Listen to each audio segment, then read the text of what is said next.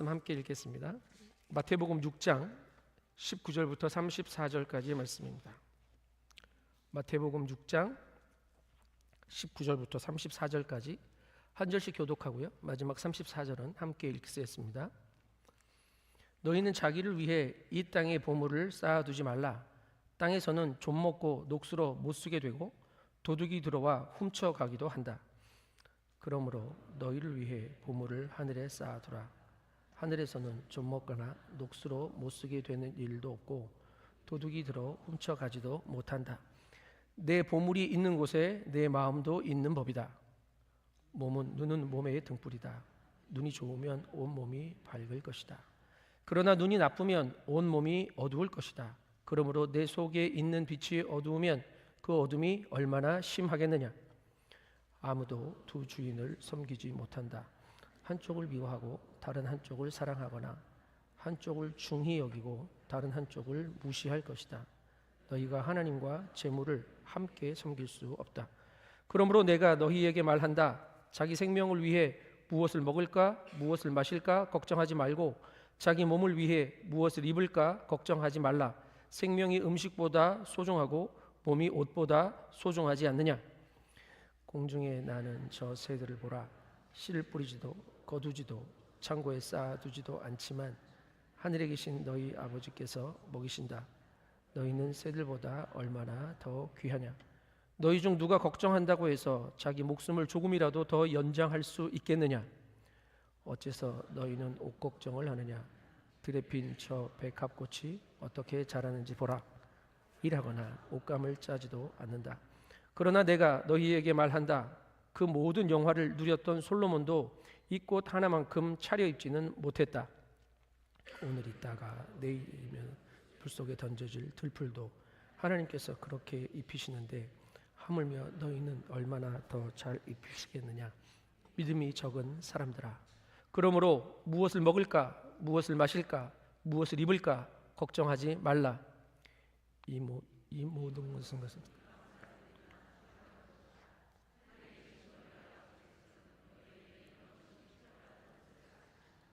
오직 너희는 먼저 그 나라와 그 의를 구하라. 그러면 이 모든 것도 너희에게 더해 주실 것이다. 함께 읽습니다. 그러므로 내일 일을 걱정하지 말라. 내일 일은 내일이 맡아서 걱정할 것이요 한날의 괴로움은 그날에 겪는 것으로 충분하다. 아멘. 아멘. 윌리엄 셰익스피어가 아테네의 타이먼이라는 희곡에서 이런 글을 남겨 놓았습니다. 돈은 검은 것을 희게, 추한 것을 아름답게, 늙은 것을 젊게 만들고 심지어 문둥병조차도 사랑스럽게 보이게 한다. 또 돈 화폐를 가졌다면 늙은 과부에게도 젊은 청혼자들이 오리라. 돈의 마력입니다. 돈에는 힘이 있습니다. 그래서 돈이 있는 곳을 중심으로 사람들이 모이는 것을 쉽게 발견하게 되기도 하죠. 월드컵 축구가 좋아서 사람들이 많이 모이는 거기도 하지만 거기 돈이 있어서 이렇게 사람들이 모이고 열광하는 것이기도 합니다. 그런데 그 힘이 있는 돈을 바라보는 각각 사람들의 생각이 다 다릅니다. 여기 앉아있는 모든 분들이 돈에 대한 생각이 다 다를 겁니다. 돈에 대한 개념도 내가 추구하는 가치도 다르더라고요. 그래서 돈에 대한 설교는 매우 어렵습니다. 일단 목회자는 돈과 거리가 먼 사람이어야 된다고 여러분 모두가 생각하고 계십니다. 제가 매주 돈 이야기를 하면 저를 목사라고 안 부르고 먹사라고 부르기 시작할 겁니다. 솔직히 말해서 목사는 돈에 대해서 잘 모릅니다. 돈을 버는 방법도 돈을 쓰는 방법도 잘 모르죠. 그래서 돈 이야기를 하면 이 목사님이 설교 시간에 헌금 이야기 하나 오해하기도 하고요. 물질에 대한 소유 정도에 따라서 누군가는 나를 책망하는 거 아니야? 이렇게 듣기도 하고, 혹은 경제적인 어려움에 여전히 마음까지 불편한데 목사한테 저런 소리까지 들어야 되나? 라는 불편함으로 말씀을 대할 수도 있습니다. 근데 성경은 저희 생각보다 훨씬 많은 분량이 돈과 물질, 소유에 관한 것으로 채워져 있습니다. 성경이 한 3만 절 정도 되는데요, 2359절이 돈과 물질, 소유에 관한 구절입니다. 이걸 어떻게 비교하면 그 사이즈를 비교할 수 있냐면 기도와 믿음에 관한 구절을 합해도 1000구절밖에 안 됩니다. 돈 이야기를 많이 하십니다. 그렇게 생각할 수 있겠죠. 이거 구약 시대에 율법에 그런 것들이 워낙 많이 기록돼서 그런 거 아닐까요? 아닙니다. 구약에만 기록된 게 아니고 예수님의 말씀도 다르지 않습니다. 훨씬 더 많이 하세요. 예수님이 천국이나 신앙의 원리를 설명하기 위해서 사용하신 비유나 예화들이 38가지가 되는데 그 중에 16개, 40%가 돈, 재물, 포도원, 품꾼, 달란트 이런 것들로 소재를 삼아서 우리에게 설명하시는 내용들입니다. 마태, 마가, 누가, 요한복음의 15% 구절이 돈 이야기로 채워져 있다면 믿으시겠습니까? 오늘 본문의 내용 역시 예수님이 직접 우리에게 이야기하신 재물에 대한 말씀입니다. 6장의 많은 내용들도 이 돈 이야기로 가득 채워져 있습니다.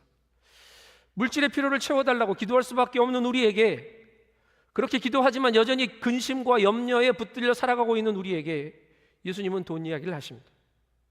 오늘 예수님의 말씀을 함께 묵상하며 먼저 재물에 대한 우리의 생각들을 좀 정돈해 보려고 하고요.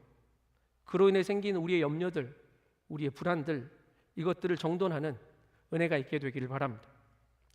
여러분, 돈 하면 성경 구절 중에 뭐가 제일 먼저 떠오르십니까? 돈을 사랑하는 것이 일만하게 뿌리다. 이게 확 떠오르지 않았습니까? 이거 한 70-80%는 그 구절 떠오르셨을걸요. 같이 한번 읽겠습니다. 디모데전서 6장 10절입니다. 같이 읽습니다. 시작. 돈을 사랑하는 것은 모든 악의 뿌리다. 돈을 사모하는 어떤 사람들은 믿음에서 떠나 많은 고통으로 자기를 찔렀다. 돈이 모든 악의 뿌리랍니다. 이거 사모하면 잘못하면 믿음에서 떠나는 일이 생긴답니다. 우리는 어떻습니까? 그래서 여러분, 이 말씀을 읽고 어떤 생각을 하세요? 돈이 없었으면 좋겠습니까? 엄지발가락 한번 움직여 볼까요? 돈이 없었으면 좋겠는 사람?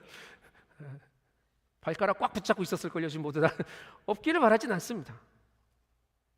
그런데 감사하게도 성경에 등장하는 수많은 등장인물들 중에 많은 사람들이 부자예요. 아브라함 거부였습니다. 380명의 사병을 동원할 수 있을 정도로 돈이 많은 사람이었고, 그의 아들 이삭은 블레셋 사람들이 시기할 정도로 부자였고, 야곱은 말할 것도 없고 요셉은 총리 대신까지 했으니 더할 나위 없이 큰 부를 소유한 사람이었을 거라고.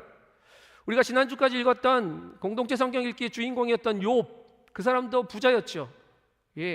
고통당해서 다 빼앗기고 없어진 줄 알았는데 하나님이 갑절로 넘치도록 채워주신 걸 보고 아멘 하고 성경책을 덮었습니다. 솔로몬은 그 재산과 지혜가 천하 열국의 왕들보다 크다고 기록되어 있습니다. 이스라엘 백성들이 소망하고 들어가 살아야 했던 가나안 땅도 젖과 꿀이 흐르는 풍요한 땅이었습니다. 신약도 다르지 않습니다. 재물에 관한 혁명이 일어났던 삭개오도 부자였죠. 그는 자기의 재산을 절반을 쪼개서 가난한 사람들에게 나누어 주고, 내가 혹시 속여서 취한 것이 있다면 4배나 갚겠다고 이야기했고, 그렇게 산 것 같아요. 그러니까 그 이름이 성경책에 기록되어 있죠. 가진 것을 사용해서 고통당하는 이웃, 강도 만난 이웃을 도운 선한 사마리아인의 이야기도 있습니다. 예수님께 자신의 무덤을 내어주었던 아리마대 요셉도 부자입니다. 바울과 함께 선교여행을 떠났던 바나바도 재물이 꽤 있었던 사람인 것 같습니다. 초대교회에서 자기 재물을 먼저 팔아 내어놓았기 때문이죠. 자주장사 루디아도 돈의 밝은 면들을 보여주고 있는 사람들이기도 합니다. 이게 돈 좋은 겁니다. 이스라엘의 12지파가 누린 하나님의 은총은요, 늘 물질적인 풍요와 함께 기록되었고요, 가난한 자들은 하나님의 특별한 관심의 대상이긴 했지만 동시에 재물은 하나님의 축복으로, 가난은 하나님의 징계로 언급되어지기도 했습니다. 어제 새벽에 묵상했던 시편 109편 말씀 기억하시나요? 다윗의 저주시였는데 뭐라고 저주합니까? 그의 자녀들은 빌어먹게 하시며 그의 집의 모든 재산은 빚쟁이가 가져가게 하시고. 이게 저주라고.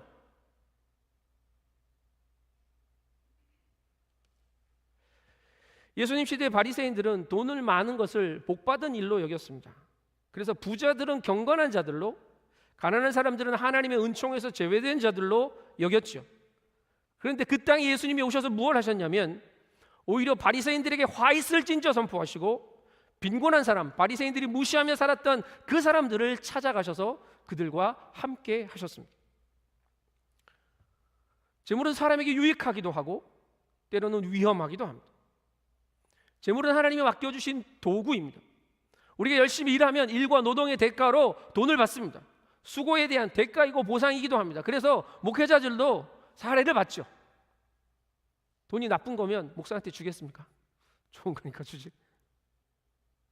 그런데 인간이 욕심은 자신들이 스스로 만들어 놓은 이 경제 시스템 속에서도 수고한 만큼 나누지 못하게 만들기도 하고요, 탐욕의 도구로 물질을 바꾸어 쓰는 그런 세상을 만들어 놓기도 했습니다. 탐욕이라는 헬라어 단어는 두 단어가 합해진 말인데 더 많다라는 말과 소유하다라는 말이 합해진 말이에요. 그래서 더 많이 소유하는 것, 이게 탐욕입니다. 그러고 싶은 것, 내 지갑이 두둑해지고 싶은 것, 이게 탐욕이라고 성경은 가르칩니다. 내 바람인데 어떡합니까? 그런데 전도서는 더 가지려 하는 인간의 탐욕이 헛되다라고 이야기하죠. 같이 읽어보겠습니다. 전도서 5장 10절입니다. 같이 읽습니다. 시작. 돈을 사랑하는 사람마다 돈으로 만족하는 법이 없고 부를 사랑하는 사람마다 재산이 아무리 불어나도 만족하는 법이 없다. 이것 또한 허무한 것이다. 더 가지는 것은 결국 허무한 거래입니다. 더 가지려 하는 것의 함정입니다. 우리는 소유에서 만족을 얻고자 하지만 인간의 만족을 채울 수 있는 풍족함은 존재하지 않습니다. 더, 영어로 more죠. 이 다음이 뭡니까? 더입니다. more and more라고. 이게 기다리고 있더라고. 그래서 인간은 소유에 관련해서 마음의 욕심에 붙들리면 안 됩니다. 루터가 이런 말을 했어요. 재물 자체는 악이나 선이 아닌 중립적인 것이다 라는 말을 합니다. 그리고 부가 악한 것도 아니고 가난한 자가 선한 것도 아니라고 이야기해요. 그럼 뭐가 중요하냐? 재물에 대한 사람의 태도입니다. 그래서 재물을 대하는 태도가 하나님에 대한 그의 믿음이 어떠한지를 정해주는 척도가 되어지기도 하죠. 재물은 하나님의 선물입니다. 공동의 유익을 위해 주신 은사라고, 삶의 도구죠. 돈은 세상을 지배하는 힘이 아닙니다. 만몬은 우리를 조정할 수 있는 신적 존재가 되지 못합니다.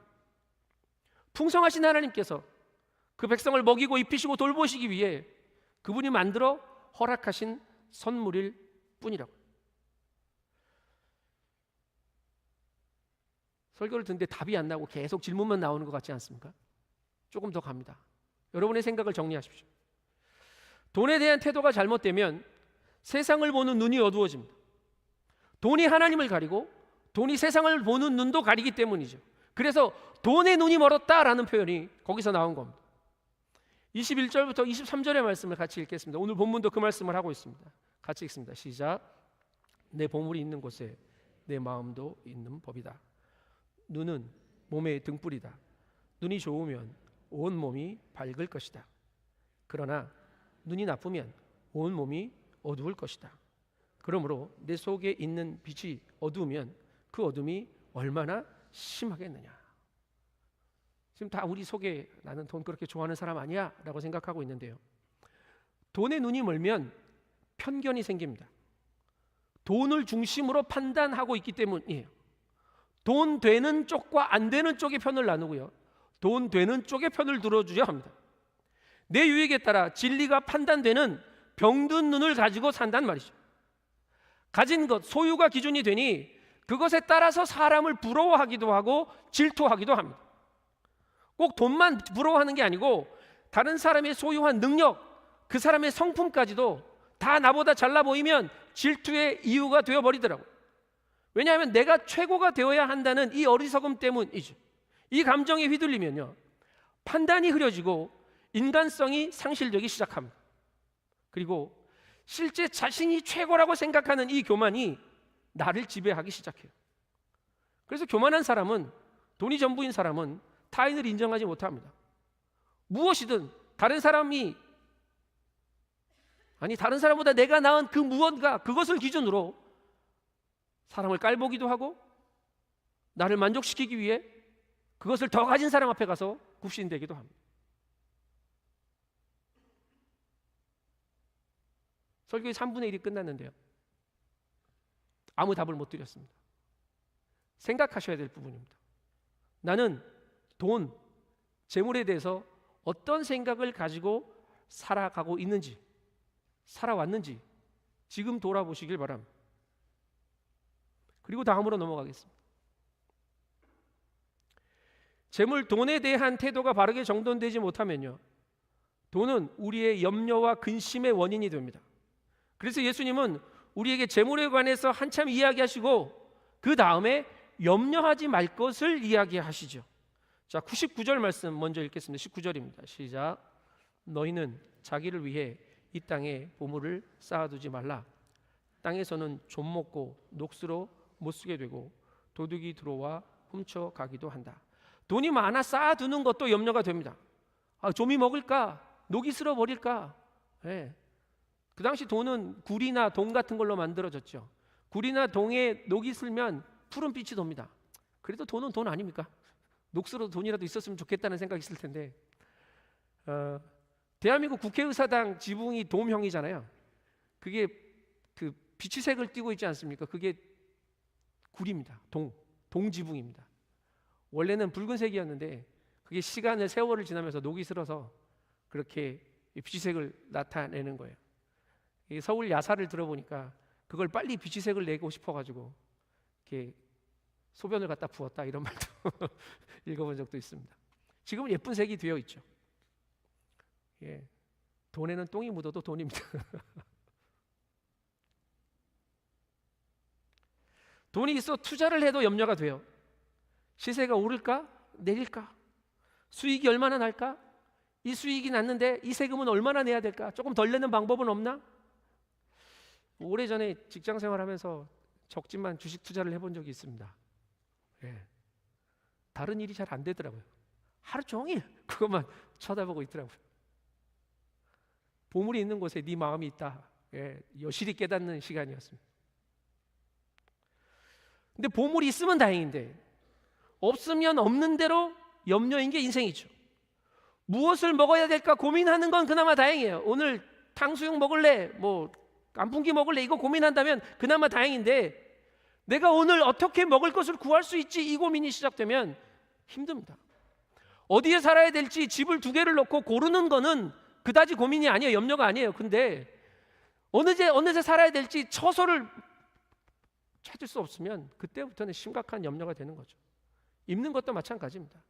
목숨을 부지하고 삶을 유지하기 위해 기본적으로 필요한 의식주의 문제들이 있죠. 그 삶의 필요들을 채우기 위해 힘쓰며 애쓰며 살아갑니다. 그러는 중에 머리는 항상 염려에 붙들려 있다고요. 보물이 있는 곳에 마음이 있으면 좋겠어요. 그러면 난 여기 마음 안 둘게요 라고 커튼 쳐버리면 되는데, 보물이 없고 마음도 다 무너지고 마음들 보물 있는 자리도 못 찾겠으니 그게 힘든 거 아니냐.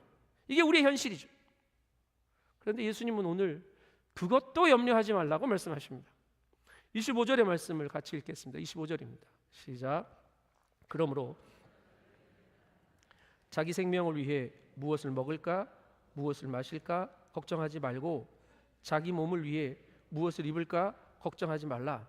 생명이 음식보다 소중하고 몸이 옷보다 소중하지 아니하냐.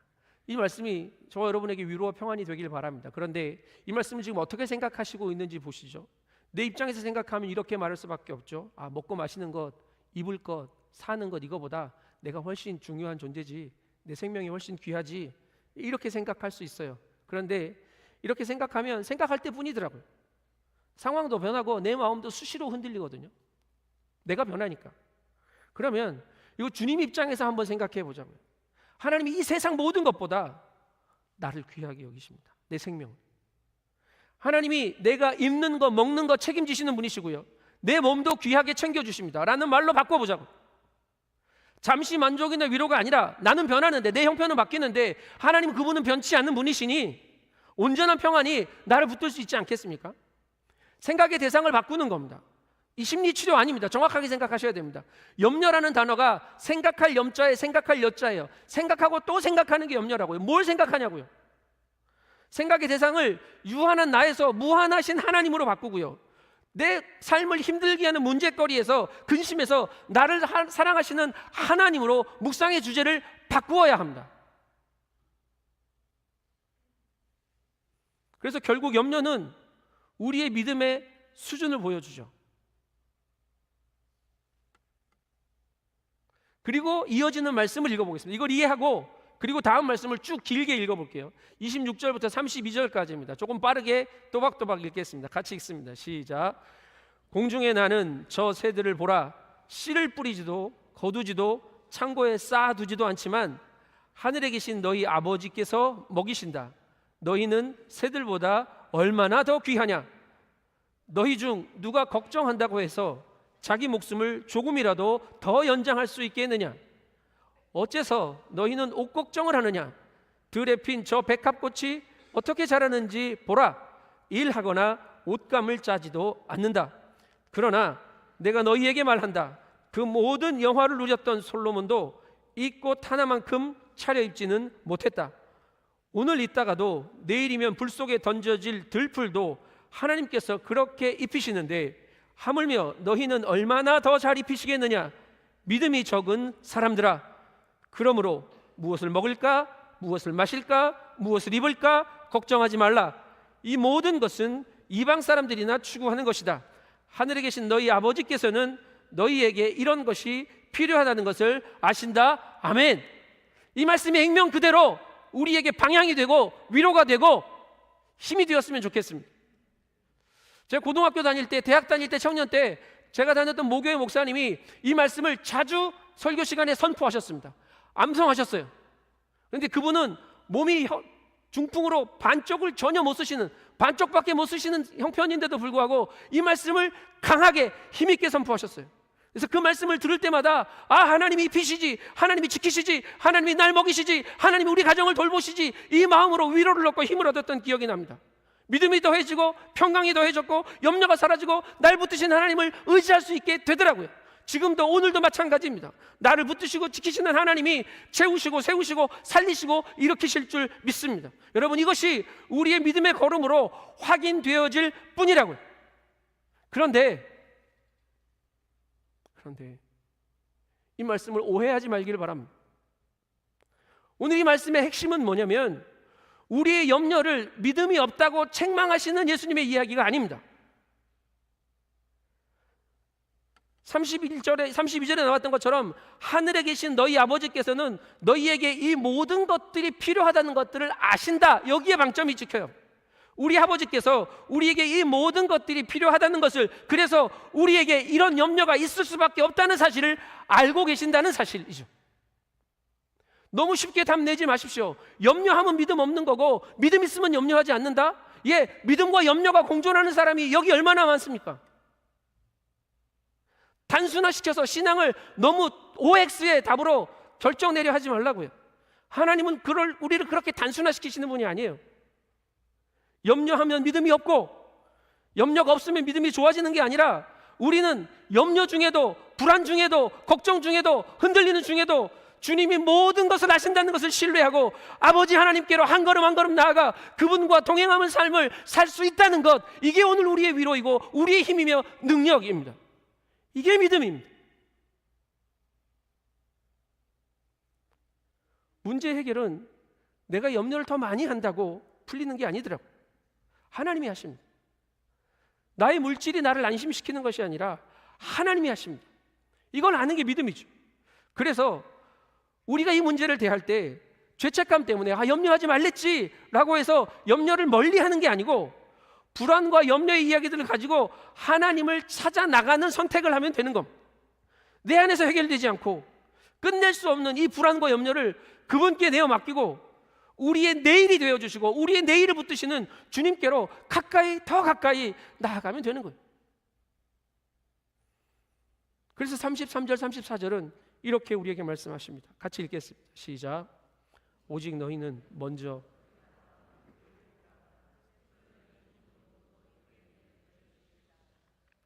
그러므로 내일 일을 걱정하지 말라. 내일 일은 내일이 맡아서 걱정할 것이요 한날의 괴로움은 그날에 겪는 것으로 충분하다.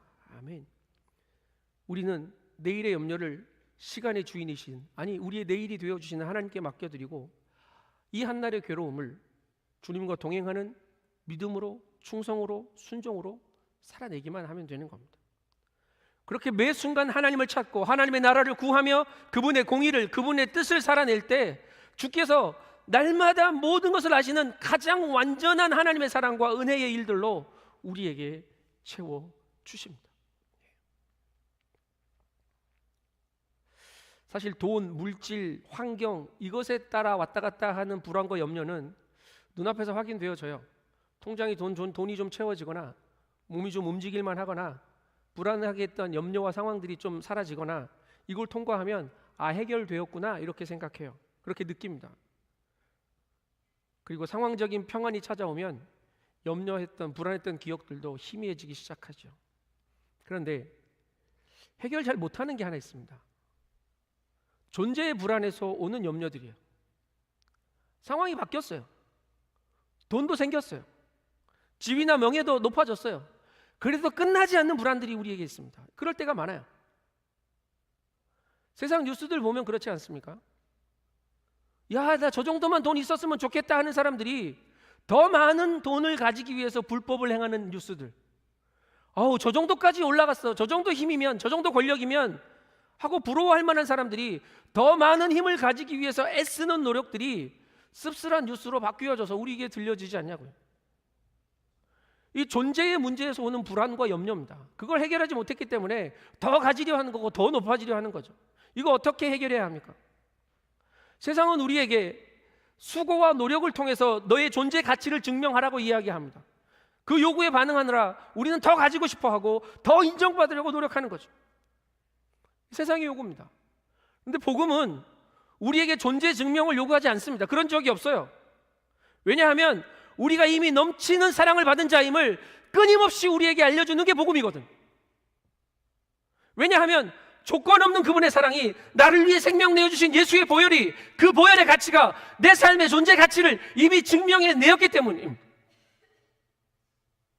이제 그 복음이 우리에게 알려준 대로 우리는 그 사랑에 반응하면 됩니다. 온전히 반응하면 돼요. 이것저것 존재를 증명하기 위해 두리번거리며 사는 것이 아니라 한 분이신 유일하신 내 하나님께 그분만을 섬기기로 결정하고 그분이 내 주인이심을 고백하면 된다고요. 그분은 나의 주인이시고 나는 그분의 소유예요. 이게 나의 존재 가치예요. 싫으면 교회 안 다니시면 돼요.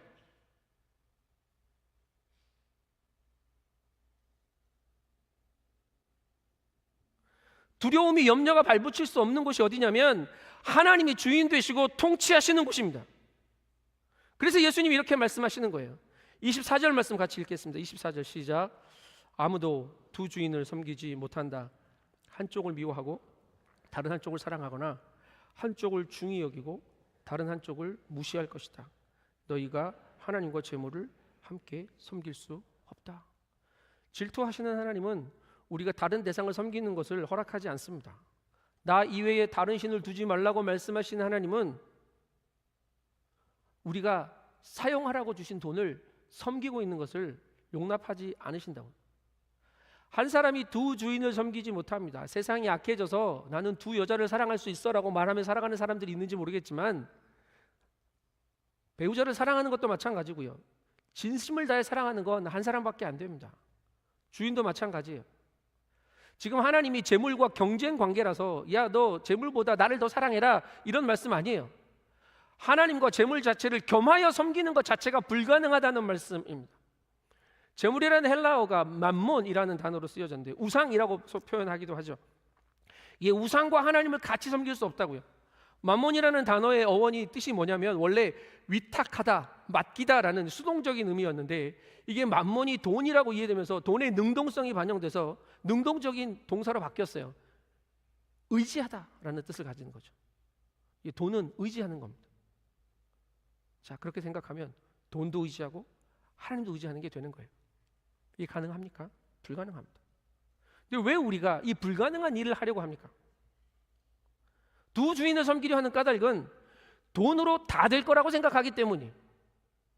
돈을 많이 벌고 모아서 하나님께 영광을 돌리겠다는 생각들을 합니다. 이 생각이 잘못됐을까요? 그렇지는 않다고 생각하는데 여러분, 제 어렸을 적 꿈을 말씀드린 적 있나요? 고등학교 때 저의 꿈 명동에 빌딩 사는 거였습니다. 그래서 제가 경제학과를 갔습니다. 빌딩 사서 뭐 하려고 그랬냐고요? 그 건물 한 칸 한 칸이 선교사 한 사람 한 사람의 후원금이 되면 되겠다는 생각이 머릿속에 들었어요. 임대료 받아서. 지혜롭지 않습니까? 근데 그 꿈을 안 이루어 주시더라고요. 제 직장이 을지로여서 명동에 맨날 밥 먹으러 가는데 주님 열심히 뼈 빠져라 일하는데 왜 저거 하나 안 주십니까? 이게 제 기도였습니다. 안 주시더라고. 근데 여러분, 목사가 돈이 없고 교회가 돈이 없을지는 모르지만 하나님은 돈이 없는 분이 아니십니다. 아멘? 아니요. 하나님 돈 많으세요. 그래서 하나님은 돈을 자랑하며 돈으로 하나님께 인정받기를 원하는 나를 원치 않으십니다. 하나님은 무엇을 원하냐면 하나님만 사랑하고 하나님만 자랑하는 나를 원하세요. 그래서 루터가 이런 비유를 듭니다. 침대가 너무 좁습니다. 인간의 마음의 양심은 하나님과 만몬이 동시에 거할 수 없을 만큼 좁고도 좁습니다. 그러나 그 외에 인간의 마음은 이 땅의 모든 보물로도 만족할 수 없을 만큼 넓고도 넓습니다. 이렇게 이야기합니다. 재물은 가져야 하는 것이지 섬겨야 할 게 아닙니다. 소유와 섬김을 구분할 수 있어야 해요. 너무 가지려고 애쓰다 보니 그것에 마음도 빼앗기고 섬기게 되는 경우가 되죠. 재물의 주인이 되시지 재물의 노예가 되지 않게 되기를 바랍니다. 이게 어떻게 가능하다고요? 하나님만 주인 되실 때 가능합니다. 하나님만이 나의 주인이 되셔야 한다고. 하나님만 신뢰하는 거예요. 돈 믿지 말고 하나님 믿으십시오. 돈 신뢰하지 말고 하나님만 신뢰하십시오. 그래야 그리스도에 대해 부요함이 물질이 아니라 하나님에 근거하고 있다는 것을 고백하게 될 겁니다.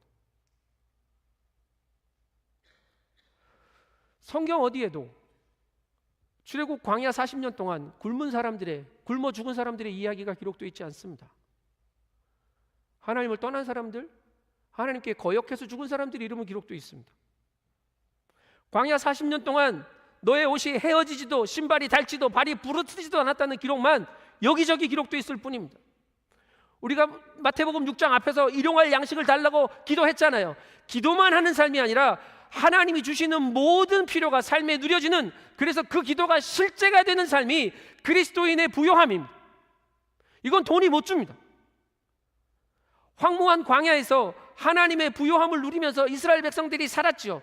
그런데 적과 꿀이 흐르는 가나안 땅에 들어서자 풍요의 신인 바알을 쫓아가고 그 땅의 삶의 방식을 다시 쫓기 시작했다고요. 종이 되기를, 그 신들의 종이 되기를 선택한 거예요. 그 결과가 사사기 시대의 악순환입니다. 풍요를 쫓으면 풍요해질 수 없습니다. 돈을 쫓으면 돈은 좀 붙을지 모르겠습니다. 그런데 부요함은 얻지 못합니다. 누가, 무엇이 내 삶의 주인입니까? 망설이지 마시고 분명하게 결정하고 선택하시기를 축복합니다. 하나님만이 나의 주인 되실 때 모든 염려가 비로소 은혜의 일들로 확인되어질 겁니다.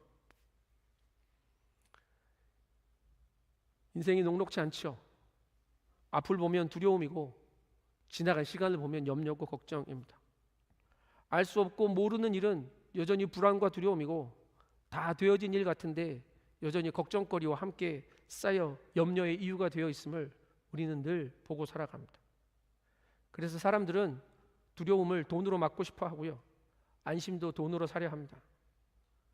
그리고 힘이, 나의 수고와 노력이 이 염려를 물리쳐 줄지도 모른다는 기대를 가지고 자꾸 여기저기 두리번거립니다. 여전히 다른 것을 주인 삼고 살려는 우리의 모습입니다. 안 됩니다.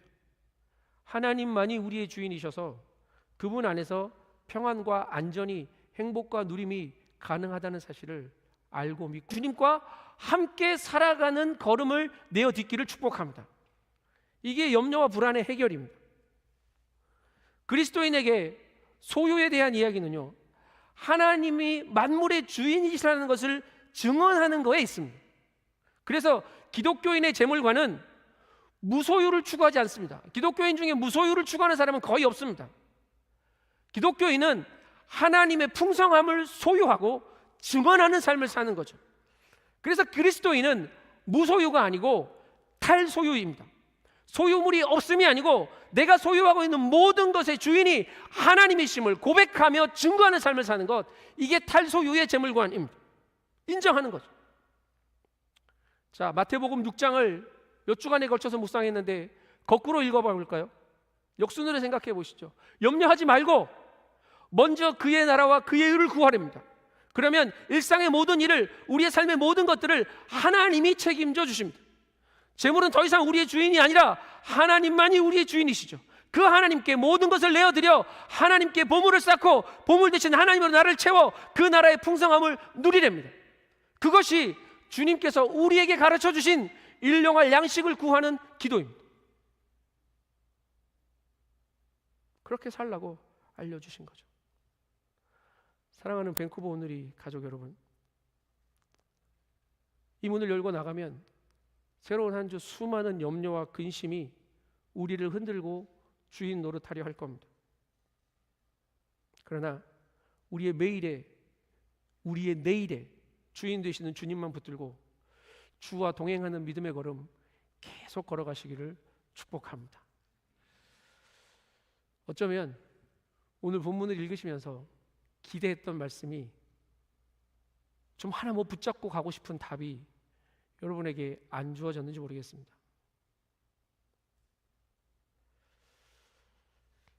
우리의 신앙은 답을 붙들고 가는 신앙이 아니고요, 여전히 걱정이 있고 은혜가 되더라고요. 그래, 이렇게 하자. 근데 운전하며 교회를 오는데 아침에 읽었던, 기억하고 준비했던 말씀은 온데간데 없고 염려와 근심이 나를 이래 설교하겠나 이래가지고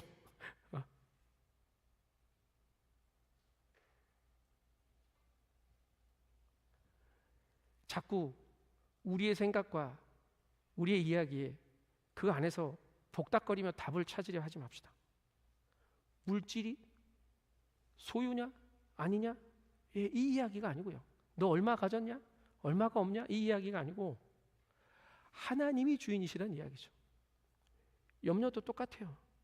염려가 있냐 없냐, 너 믿음이 크냐 작냐, 이 이야기가 아니고, 염려도 근심도 이 작은 믿음으로 나의 내일을 하나님께, 나의 모든 순간을 하나님께 드리는 그 삶을 살아내는 걸음을 내어 딛는 것.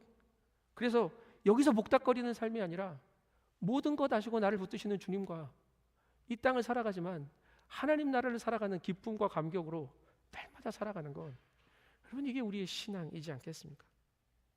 이번 한 주도 믿음으로 여러분의 걱정이 다 사라졌습니다, 이렇게는 말 못하겠습니다. 그런데 나의 믿음이 여전히 주님을 바라보고 있다면 나를 붙드시는 주님과 한 주간 살아내보지 않겠습니까? 라는 권면은 드릴 수 있겠습니다. 사랑하는 믿음의 가족 여러분, 오늘 내가 내어 딛는 걸음은 나 혼자 걷는 걸음이 아니고 주님이 나를 붙드셔서 나를 채우시고 살리시고 먹이시고 입히셔서 다시 일어나 주와 함께 걷게 하는 걸음인 줄 믿습니다. 이거 하나면 충분히 넉넉히 승리하실 겁니다. 기도하겠습니다. 하나님, 허물 많고 죄 많은 우리를 당신의 소유로 품어 안아주시고 그 사랑으로, 은혜로 오늘도 살아갈 수 있는 믿음 허락해 주시니 감사합니다. 작은 내 안에서 복닥거리는 것으로 하나님을 찾으려 애쓰지 않게 하시고 나의 주인 되시는 주님께 모든 것 내어드리게 하시고 염려도 근심도 걱정도 불안도 주님과 함께 걸음으로 찬송이 되고 예배가 되고 감격이 되고 능력이 되는 신앙 살게 하여 주시옵소서. 감사를 드리며 존귀하신 예수님의 이름으로 기도합니다. 아멘. 아멘.